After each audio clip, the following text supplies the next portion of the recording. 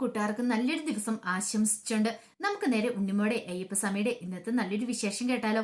ആദ്യമായി കാണുന്നവരാണെങ്കിൽ ചാനൽ ഇഷ്ടപ്പെട്ട ഒന്ന് സബ്സ്ക്രൈബ് ചെയ്യാൻ മറക്കരുതേ. അതോടൊപ്പം തന്നെ കണ്ടുകൊണ്ടിരിക്കുന്ന എല്ലാവരുടെ സപ്പോർട്ടിലേക്കും തുടർന്നും പ്രതീക്ഷിച്ചുകൊണ്ട് നമുക്ക് നേരെ നമ്മുടെ വിശേഷത്തിലേക്ക് അങ്ങോട്ട് പോയാലോ. അങ്ങനെ ഇന്നത്തെ വിശേഷത്തില് ഉണ്ണിമോളും ഗിരിദേവനും വാവയെ സംസാരിച്ചോണ്ടിരിക്കുക. ഈ സമയം വാവ പറഞ്ഞു, അല്ല ഉണ്ണിമോൾ ഇങ്ങോട്ട് വന്നത് കണ്ണപ്പൻ ചേട്ടനെ കണ്ടു പറഞ്ഞിട്ട് ഉണ്ണിമോളുടെ മുത്തശ്ശിയുടെ കാഴ്ചശക്തി തിരികെ കിട്ടാൻ വേണ്ടിയിട്ടല്ലായിരുന്നു എന്ന് ചോദിക്കുക. അതെ, അങ്ങനെ ഉണ്ണിമോളുടെ ആഗ്രഹ സഫലമായില്ലേ, ഇനി ഉണ്ണിമോൾക്ക് തിരികെ വീട്ടിൽ പോകണോ അല്ലേന്ന് ചോദിക്കാം. അതെ, എനിക്ക് വീട്ടിൽ പോകണം. പക്ഷേങ്കിൽ എനിക്ക് ഭയം ഉണ്ടായിരുന്നു, ഇനിയിപ്പോൾ ആ നേതാവിനെ കൊന്ന ഗുണ്ടകള് ഇനിയിപ്പോൾ പോകുന്ന വഴിക്ക് എന്നെ പിടികൂടി എന്നെ ഇല്ലാതാക്കുമെന്ന്. പക്ഷെ കൃത്യസമയത്ത് തന്നെ അവരെ പോലീസുകാർ പിടിച്ചത് നല്ല കാര്യമാണെന്ന് പറയാം. ഗിരിദേവൻ പറഞ്ഞു, അത് ശരിയാ, പോലീസുകാർ അവന്മാരെ പിടിച്ച് അകത്തിടുകയും ചെയ്തു. ഇനിയിപ്പോൾ പേടിക്കേണ്ട കാര്യമൊന്നുമില്ല ഉണ്ണിമോൾക്ക്. പക്ഷെ ഉണ്ണിമോള് വീട്ടിലേക്ക് പോകാൻ ആഗ്രഹിക്കുന്നത് എന്തുകൊണ്ടാ? ഉണ്ണിമോൾക്ക് ഇവിടെ മടുത്തില്ലേ? ഉണ്ണിമോൾക്ക് ഇങ്ങനെ അലഞ്ഞ് തിരിഞ്ഞു നടന്ന് മടുത്തു. ഉണ്ണിമോൾക്ക് വീട്ടിൽ സ്വസ്ഥതയോടെ കിടന്ന് ഉറങ്ങണമെന്നുണ്ടല്ലേന്ന് ചോദിക്കണം. അതെ, അതന്നെ ഗിരിദേവാന്ന് പറയാണ്. അങ്ങനെയാണെങ്കിൽ ഇതേ ആകാശത്തിന്റെ കീഴില് ഉണ്ണിമോളെ ആളെ ആക്കിയിട്ടല്ലേ ഇങ്ങോട്ട് പോന്നേന്ന് ചോദിക്കും. ഞാനോ? അതാരെയാ? വെയിലും മഴയും കൊണ്ടുള്ള ഒരാളവിടെ ഇരിക്കുന്നുണ്ട് ഉണ്ണിമോളെ കാത്ത. ഉണ്ണിമോൾ അത് മറന്നോന്ന് ചോദിക്കും. എന്നെ കാത്തോ? അതാരാ? അതൊക്കെ ഉണ്ട്. ഉണ്ണിമോള് വാ, അങ്ങോട്ട് പോവാ, ഞാൻ കാണിച്ചു തരാന്ന് പറയണം. അങ്ങനെ ഉണ്ണിമോളെ കൊണ്ട് അങ്ങോട്ട് പോവാണ്. ഈ സമയത്ത് വല്ലാത്ത സങ്കടത്തിലായിരുന്നു അനസൂയയും വിനോദും. കാരണം ശിവഭഗവാന് വേണ്ടിയിട്ട് ക്ഷേത്രം പണി കഴിപ്പിക്കാന്നൊക്കെ പറഞ്ഞു. പക്ഷെ എവിടുന്ന് പൈസ ഉണ്ടാക്കണമെന്ന് പോലും അറിയത്തില്ല.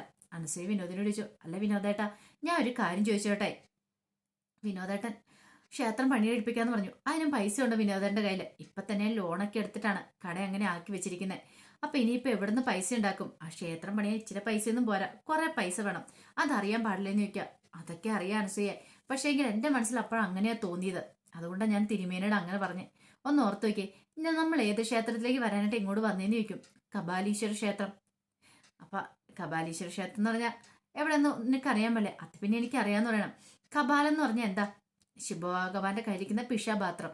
അങ്ങനെ എനിക്ക് ശിവഭഗവാനെ പോലെ എനിക്ക് ഭിക്ഷ യാചിക്കണമെന്നായിരിക്കും ചിലപ്പോൾ ദേവീ നിയോഗം. ചിലപ്പോൾ ക്ഷേത്രം പണിയാനായിട്ട് ഭിക്ഷ യാചിച്ച് കൊണ്ടുവന്ന് ക്ഷേത്രം പണിയുവാണെങ്കിൽ അങ്ങനെ എൻ്റെ ഉണ്ണിമോൾക്ക് ഒരു ആപത്ത് സംഭവിക്കില്ലായിരിക്കും. ശിവഭഗവാൻ നമ്മളെ കനിയുന്ന എൻ്റെ വിശ്വാസം എന്ന് പറയാണ്. ഇത് കേട്ടത് മനസ്സേ പറഞ്ഞു, ഒരു പക്ഷേ ചിലപ്പോൾ ശരിയായിരിക്കും അല്ലേന്ന് ചോദിക്കുകയാണ്. അതെ, ശരി തന്നെയാണ്. അങ്ങനെ ആവാനായിട്ടായിരിക്കും നിയോഗം ഉണ്ടായിരിക്കുന്നത്. ഒരു കാര്യം ചെയ്യാം, നമുക്ക് അങ്ങനെ ചെയ്യാന്ന് പറയാണ്. ഇത് കേട്ട് കഴിഞ്ഞപ്പോൾ അനസൂയ പറഞ്ഞു, അല്ല നമ്മളിവിടെ എത്ര സമയം എന്ന് വെച്ചാൽ നിൽക്കണേ, നമുക്കൊരു കാര്യം ചെയ്താലോ? തിരുമേനോട് ചോദിച്ചിട്ട് ആ ചുറ്റുമതിൻ്റെ അകത്ത് കയറി കിടക്കാൻ അനുവദിക്കുമോ എന്ന് ചോദിക്കാന്ന് പറയാം. അല്ല രാത്രിയിൽ ഇങ്ങനെ ഇവിടെ നിൽക്കാൻ പറ്റില്ലല്ലോ ആ കാടിനകത്ത്. പിന്നീട് അനസൂയെ വിനോദം കൂടെ അങ്ങോട്ട് പോവാണ്.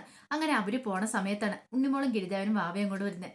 ഗിരിദേവൻ വന്നിട്ട് നോക്ക്, ഇങ്ങോട്ട് നോക്കിയേ, ഉണ്ണിമോള് കണ്ടോ മഴയും വെയിലും ഒളിച്ച ഒരാളെ നിർത്തിയിരിക്കുന്നത് കണ്ടോന്ന് ചോദിക്കാം. ഇത് കണ്ടത് ഉണ്ണിമോള് പറഞ്ഞു, ശരിയാ, പക്ഷെ എനിക്ക് എന്ത് ചെയ്യാൻ പറ്റുമെന്ന് ചോദിക്കാണ്. ഇത് കേട്ടൻ വാവ പറഞ്ഞു, അതെ മഴയും വെയിലും ഒന്നും കൊള്ളാതെ നമ്മൾ കിടന്ന് ഉറങ്ങുന്നില്ലേ, അതുപോലെ തന്നെ നമുക്കൊരു ക്ഷേത്രം ഇവിടെ പണിയുണ്ടെന്ന് ചോദിക്കും. ഇത് കേട്ടൻ ഉണ്ണിമോള് പറഞ്ഞു, ക്ഷേത്രം പണിയാനാ? അതെനിക്കെങ്ങനെ സാധിക്കുമെന്ന് ചോദിക്കുകയാണ്. എനിക്ക് അങ്ങനെ പണിയാൻ പറ്റുമോ? അതിനൊക്കെ ഒത്തിരി പൈസ ആകത്തില്ലെന്ന് ചോദിക്കുക. ഇത് കേട്ടതും ഗിരിദേവൻ പറഞ്ഞു, ഉണ്ണിമോള് വിചാരിച്ചിടണം നടക്കുമെന്ന് പറയണം. ഞാൻ വിചാരിച്ചാൽ എങ്ങനെയാ നടക്കണേ? അതെങ്ങനെ ശരിയാവുമെന്ന് ചോദിക്കുക.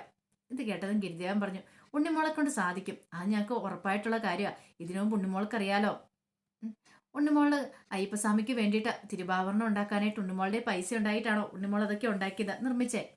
ആ, അത് പിന്നെ ആ തമ്പൂരിന്റെ അച്ഛൻ തന്നോണ്ടല്ലേ നിൽക്കുക. അതെ, തമ്പൂരിന്റെ അച്ഛൻ തന്നോണ്ടാ. അത് എന്തുകൊണ്ടാ തന്നേ? അത് പിന്നെ ഞാൻ തമ്പുരനെ രക്ഷിച്ചോണ്ട്. അന്നപൂർണേശ്വരി ദേവി ക്ഷേത്രത്തിന് അവിടെ വെച്ചല്ലേ ഞാൻ തമ്പുരനെ ആദ്യമായിട്ട് കാണുന്നേ. അങ്ങനെ എനിക്ക് തമ്പുരനെ രക്ഷിക്കാനായിട്ട് പറ്റി. അതുകൊണ്ട് അതെ, തമ്പുരിന്റെ അച്ഛൻ എനിക്ക് സമ്മാനമായിട്ട് തന്നതെന്ന് പറയണം. അതാ പറഞ്ഞേ ഉണ്ണിമോളെ നിരൂപിച്ച സാധിക്കും എന്നുള്ള കാര്യം. ഞാനിപ്പോ എന്ത് ചെയ്യാനാ ഗിരിദേവാന്ന് ചോദിക്കാം. അതൊക്കെ പറയാം, ഉണ്ണിമോള് വാന്ന് പറയണേ. അല്ല ഒരു പക്ഷെ ആ തമ്പുരിന്റെ അച്ഛനോട് ഉണ്ണിമോള് ചോദിക്കുകയാണ്, അദ്ദേഹം തരത്തില്ലെന്ന് ചോദിക്കാം. അത് ശരിയാ, തമ്പുരിന്റെ അച്ഛനോട് ചോദിക്കുവാണെങ്കിൽ ക്ഷേത്രം പണിയാനെന്ന് പറഞ്ഞിട്ടുണ്ടെങ്കിൽ ഒരു പക്ഷെ അദ്ദേഹം പൈസ തരുമെന്ന് പറയാം.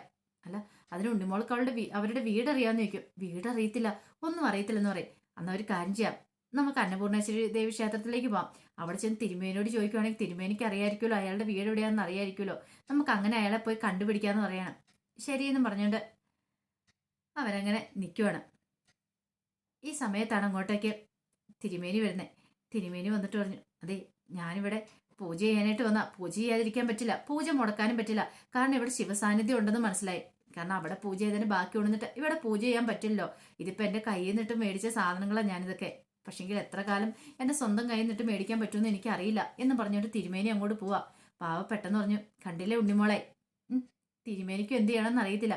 അവിടെ ഒരു ക്ഷേത്രം പണിയുവാണെങ്കിൽ ആ ക്ഷേത്രത്തിലേക്ക് എന്നും വരവുണ്ടാവും. ക്ഷേത്രം പണിത് കഴിയുമ്പം ശിവസാന്നിധ്യം ഉണ്ടെന്ന് അറിഞ്ഞാൽ ആൾക്കാരൊക്കെ വരാൻ തുടങ്ങും, പ്രാർത്ഥിക്കാൻ തുടങ്ങും. അങ്ങനെ ക്ഷേത്രത്തിന് ഒരു വരുമാനം കിട്ടാനായിട്ട് തുടങ്ങും. പിന്നെ കുഴപ്പമൊന്നുമില്ല. പക്ഷെ അതുവരെ ആ ക്ഷേത്രം പണിയുന്നോടം വരെയുള്ള കാര്യങ്ങളൊക്കെ നടക്കണമെന്ന് പറയാം. ഉണ്ണിമോൾക്ക് ഒരു എത്തും പിടിയും കിട്ടിയില്ല എന്ത് ചെയ്യണമെന്നുള്ളത്. പിന്നീട് ഉണ്ണിമോളോട് ഗിരിദേവൻ പറഞ്ഞു, ബാ നമുക്കൊരു കാര്യം ചെയ്യാം, അന്നപൂർണേശ്വരി ദേവി ക്ഷേത്രത്തിലേക്ക് പോവാം. അവിടെ ചെന്നിട്ട് തിരുമേനിയുടെ കാര്യങ്ങളൊക്കെ ചോദിക്കാം. ഇപ്പൊ തന്നെ നടക്കാന്ന് പറയാണ്. അല്ല ഉണ്ണിമോൾക്ക് എന്താ ബുദ്ധിമുട്ടുണ്ടോ നടക്കണേന്? ഒന്നുമില്ല, ഇവിടെയാളും കിടക്കാൻ സ്ഥലമൊന്നും ഇല്ലെന്ന് പറയണം. അതിന്റെ ഇവിടെ കിടക്കാൻ സ്ഥലമില്ലാത്ത, ഇവിടെ കിടന്നാൽ എന്താ കുഴപ്പമെന്ന് ചോദിക്കും. അല്ലാതെ ഇങ്ങനെ ഇവിടെ കിടക്കുന്നേ, ഇത് വെറും മണ്ണല്ലേന്ന് ചോദിക്കും. ആണോ? അങ്ങനെയൊന്നും ഇല്ല ഉണ്ണിമോളെ. ഉണ്ണിമോളൊന്ന് കാര്യം ചിന്തിച്ചു നോക്കണം. ഈ സന്യാസിമാരെന്താ ചെയ്യുന്നേ? സന്യാസിമാർ ദൈവത്തെ അന്വേഷിച്ച് നടക്കുന്നവരല്ലേ. അപ്പൊ അവരെന്താ ചെയ്യുന്നേ? അവരിങ്ങനെ നോക്കാറില്ല. എവിടെ ചെല്ലുന്നോ അവിടെ അവരങ്ങോട്ട് കിടക്കുകയോ ചെയ്യുന്നതെന്ന് പറയണം. തറയാണോ മണ്ണാണെന്നോ ഒന്നും അവർ ശ്രദ്ധിക്കാറില്ല. അവരവിടെ അങ്ങോട്ട് കിടന്നുറങ്ങുമെന്ന് പറയാണ്. ഉണ്ണിമോളും ശരിക്കും പറഞ്ഞാൽ ആ ഒരു രൂപത്തിലല്ലേ, ഒരു സന്യാസിന്റെ രൂപത്തിലല്ലേ. അന്ന് പറഞ്ഞാൽ ഉണ്ണിമോളും ദൈവത്തെ അന്വേഷിച്ച ദൈവത്തിന് വേണ്ടി നടക്കണേന്ന് ചോദിക്കും. ഇതൊക്കെ ഇട്ടിഞ്ഞപ്പോ ഒരത്ഭുതത്തോടു കൂട്ടാണ് ഉണ്ണിമോള് ഗിരിദേവനെ നോക്കുന്നത്. പിന്നീട് കളിക്കുന്ന ഗിരിദേവനും ഉണ്ണിമോളും ഭാവയും കൂടെ നടക്കണ സമയത്ത് അവരിങ്ങനെ വർത്താനം പറഞ്ഞ സമയത്ത് പുറകെ ഗുളികൻ അങ്ങോട്ട് വരുവാണ്.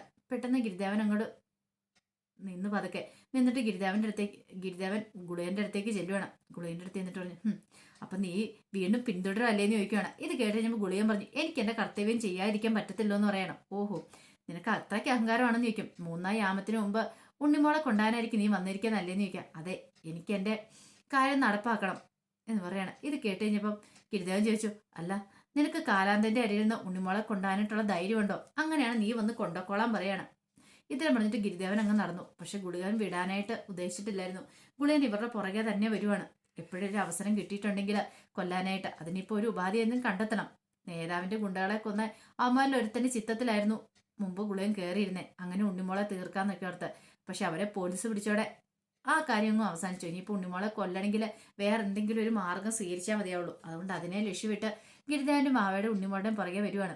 ഇടയ്ക്കിടയ്ക്ക് ഗിരിദേവൻ പുറകോട്ട് തിരിഞ്ഞു നോക്കുന്നുണ്ടപ്പോൾ ഉണ്ണിമോള് ചോദിച്ചു, അല്ല ഗിരിദേവൻ എന്തിനാ ഇടയ്ക്ക് പുറകോട്ട് നോക്കുന്നേ? ഇതെന്ത് പറ്റി? ഇങ്ങോട്ട് വരാൻ പറയണേ. ഒന്നുമില്ല ഉണ്ണിമോളെ, ഞാൻ വെറുതെ നോക്കിയതാന്ന് പറയാണ്. ഉണ്ണിമോൾക്ക് കാണാൻ കഴിയില്ല ഗുളികനെ. പക്ഷെ ഗിരിദേവൻ അങ്ങനെയല്ല, ഗിരിദേവന് കാണാനോ ഗുളികനെ. പിന്നീട് അവർ നടക്കുക. ഈ സമയത്ത് ആകെപ്പാടെ ടെൻഷൻ അടിച്ചാണ് അനസൂയയും വിനോദം നിൽക്കുന്നത്. കാരണം എന്ത് ചെയ്യണമെന്ന് അറിയത്തില്ല. പണത്തിന് വേണ്ടി എന്ത് ചെയ്യണം. പിന്നീട് വിനോദ് പറഞ്ഞൊരു കാര്യം ചെയ്യാം അനസൂയെ, ഞാൻ എൻ്റെ ഒരു ഫ്രണ്ട് ഉണ്ട് കാനഡയിൽ, അവനെ ഒന്ന് വിളിച്ചു നോക്കാം. അവനെ വിളിച്ച് ക്ഷേത്രം പണിയാനെന്നൊക്കെ പറഞ്ഞു കഴിയുമ്പോൾ ചിലപ്പോൾ അവൻ പൈസ തന്നോലെന്ന് ചോദിക്കാം. അത് ശരിയാ, വിനോദേട്ടൻ വിളിക്കാൻ പറയണം. അല്ലേ വേണ്ട, ഇപ്പൊ വിളിച്ചാൽ ശരിയാകത്തില്ല. നമ്മുടെ ഇവിടെ ഈ സമയമാണെങ്കിൽ അവിടെ എപ്പോഴാണെന്ന് അറിയത്തില്ലോ. അതുകൊണ്ട് പിന്നെ വിളിക്കാമെന്നും പറഞ്ഞുകൊണ്ട് വിനോദും അനസൂയ അങ്ങോട്ട് പോവാണ്. ഈ സമയം പിന്നീട് നേരം വെളുത്തു കഴിഞ്ഞപ്പോഴത്തേനും മുത്തശ്ശി ഇങ്ങനെ ഓരോന്നൊക്കെ ആലോചിച്ചിട്ടുണ്ട് ഇരിക്കുവാണ്. ആ സമയത്താണ് അങ്ങോട്ടേക്ക് കൊച്ചുമോൻ വരുന്നത്. കൊച്ചുമോൻ വന്നിട്ട് പറഞ്ഞു, അതെ മുത്തശ്ശി ഇത് എന്തെടുക്കുവാന്ന് ചോദിക്കണം. എന്താണ് മോനെ, എന്താ കാര്യം എന്ന് ചോദിക്കണം. അല്ല മുത്തശ്ശിയുടെ കയ്യെ ഞാൻ നെയിൽ പോളിഷ് ഇട്ടാട്ടെ എന്ന് ചോദിക്കണം. നെയിൽ പോളിഷോ? എനിക്കൊന്നും വേണ്ട മോനെ എന്ന് പറയണം. അത് പറഞ്ഞിട്ട് കാര്യമില്ല, മുത്തശ്ശി ഇത് കയ്യിലിടണം, ഞാൻ ഇട്ട് തരാമെന്നും പറഞ്ഞുകൊണ്ട് അവന് മുത്തശ്ശിയുടെ കയ്യിലേക്ക് അങ്ങോട്ട് ഇടാനായിട്ട് അങ്ങോട്ട് തുടങ്ങുവാണ്. അപ്പത്തേനും അവൻ രണ്ടുപേരും അങ്ങോട്ട് കയറി വരുന്നുണ്ട്. അതേ മുത്തശ്ശി ആരോട് വരുന്നുണ്ടെന്ന് പറയാണ്. അങ്ങനെ അവരങ്ങോട്ട് വന്നപ്പോഴത്തേനും മനസ്സിലായി തിരുമേനിയാണെന്ന് മനസ്സിലായി. അയ്യപ്പ ക്ഷേത്രത്തിൽ തിരുമേനിയും വേറൊരാളും കൂടെ. അയാളെ കണ്ടുപരിചയമില്ല മുത്തശ്ശിക്ക്. പെട്ടെന്ന് അവനോട് പറഞ്ഞു, ഒരു കാര്യം ചെയ്യും, മോൻ അകത്തേക്ക് കയറി പൊയ്ക്കോളാൻ പറയാണ്. അങ്ങനെ അവനെ അകത്തേക്ക് ഏറ്റുവിട്ടു. പിന്നീട് മുത്തശ്ശി പറഞ്ഞു, ബാ തിരുമേനി വരാൻ പറയാണ്. അകത്തേക്ക് കയറി ഇരിക്കാന്ന് പറയാണ്. അല്ല തിരുമേനി എന്താ വന്നേന്ന് ചോദിക്കുകയാണ്. ഞാൻ വന്നതേ ഇയാളെയും കൊണ്ട് വന്നാന്ന് പറയണ. അല്ല ഇയാളാരാ? ഇയാളെ മുത്തശ്ശിക്ക് മനസ്സിലായില്ലേ? പ്രശസ്തമായ ഒരു അയ്യപ്പന്റെ ഭക്തിഗാനമൊക്കെ എഴുതിയതെന്ന് പറയണം. അങ്ങനെ ആ ഗാനത്തിന്റെ പേരൊക്കെ പറഞ്ഞു കഴിഞ്ഞപ്പോഴത്തേനും ഉണ്ണിമോളല്ലേ മുത്തശ്ശി പറഞ്ഞു, ആഹാ അത് ഞാൻ കേട്ടിട്ടുണ്ട്. ആ പാട്ട് ഇഷ്ടമില്ലാത്ത ആരെങ്കിലും ഉണ്ടോയെന്ന് ചോദിക്കുകയാണ്. അല്ല ഇപ്പൊ ഇങ്ങോട്ട് വന്നതിന്റെ ഉദ്ദേശം എന്താന്ന് ചോദിക്കും. അല്ല നിങ്ങളുടെ പേര് എന്താന്ന് പറഞ്ഞില്ലോ. എന്റെ പേര് ഭക്തൻ എന്നാന്ന് പറയണം. ഭക്തൻ അതെന്താ അങ്ങനെ പേര്? ഇത് കേട്ടതും തിരുമേനി പറഞ്ഞത് എല്ലാ വർഷവും എല്ലാ മാസവും അയ്യപ്പനെ കാണാനായിട്ട് ശബരിമലയ്ക്ക് പോകും. അതുകൊണ്ട് അങ്ങനെയാണ് ഇയാള് ആ പേരിട്ടിരിക്കുന്ന ഭക്തൻ. ശബരിമല ശാസ്താവ് എന്ന് പറഞ്ഞിട്ടുണ്ടെങ്കിൽ അത്രയ്ക്ക് ജീവനാണ് ഇയാൾക്ക്. അതുകൊണ്ടാണ് എല്ലാ മാസം പോണേന്ന് പറയാണ്. ഇത് കേട്ട് കഴിഞ്ഞപ്പോഴത്തേനും ഭക്തൻ പറഞ്ഞു, എനിക്കൊരു വിശ്വാസമാണ് എല്ലാ മാസം മലയ്ക്ക് പോകണം എന്നുള്ളത്. അതുകൊണ്ട് ഞാൻ മുടക്കാറില്ല. എല്ലാ മാസവും ഞാൻ കൃത്യമായിട്ട് ഞാൻ മലയ്ക്ക് പോകുന്നൊക്കെ പറയണം. പിന്നീട് ദേവികമ്മ ചോദിച്ചു, അല്ല ഇങ്ങോട്ട് വന്നതിൻ്റെ ഉദ്ദേശം എന്താ നീക്കാണ്. അത് കേട്ട് കഴിഞ്ഞപ്പത്തിന് അയൽ പറഞ്ഞു, ഞാൻ മുത്തശ്ശിയെക്കുറിച്ചും മുത്തശ്ശിയുടെ മോളെക്കുറിച്ചും കുറെ കേട്ടിട്ടുണ്ടെന്ന് പറയണം. ഉണ്ണിമോളെക്കുറിച്ച് ആണോ? ആഹാ, അത്ഭുതമായിരിക്കുന്നല്ലോ എന്ന് പറയണം. അണ്ട് ഉണ്ണിമോളെക്കുറിച്ച് എന്താ കേട്ടിരിക്കുന്നത്? അല്ല, ഉണ്ണിമോളെ ജനിച്ച ശേഷമുള്ള കുറെ കാര്യങ്ങളൊക്കെ എനിക്കറിയാം. അവൾക്ക് ദാരിദ്ര്യ യോഗം ഉണ്ടായിരുന്നു, പിന്നെ അതിനുശേഷം അവൾക്ക് അയ്യപ്പസ്വാമിയുടെ കടാക്ഷം ഉണ്ടായിരുന്നു. അതെല്ലാം ഞാൻ കേട്ടിട്ടുണ്ട്. പക്ഷെ കൃത്യമായിട്ട് എനിക്ക് അറിയില്ല എന്ന് പറയണം. അത് മുത്തശ്ശേരി നാവിൽ നിന്ന് എനിക്ക് അതിന്റെ സത്യാവസ്ഥകളൊക്കെ അറിയണമെന്ന് പറയണം. ഏ അതെന്തിനാ അതിപ്പോ അറിയണേ?